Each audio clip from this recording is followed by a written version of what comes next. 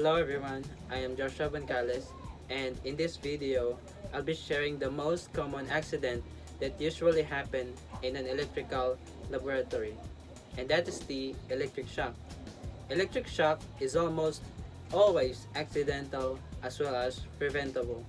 The resulting injuries can range from minor to severe and in some cases fatal.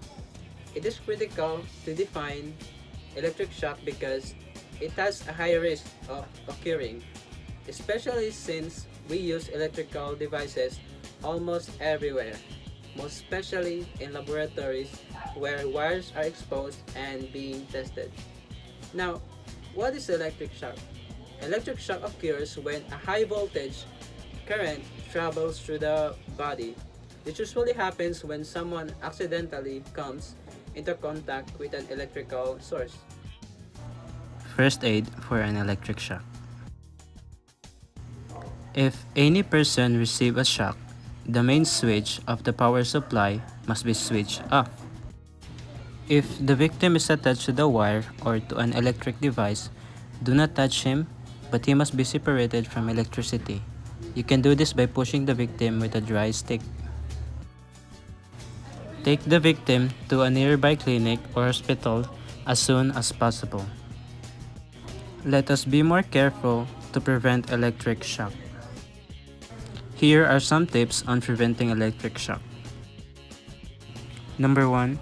Do not operate an electrical device with wet hands or open a switch with wet hands.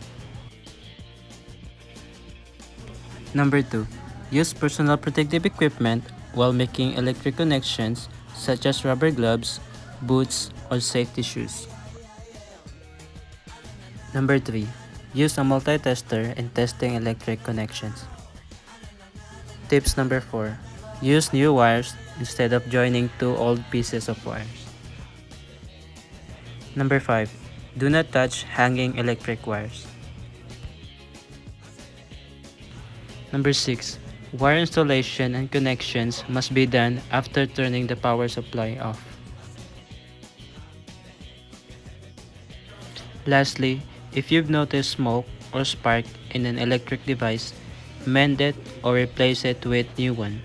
Do not touch it with your finger or plug it with metal rods in plugs or switches.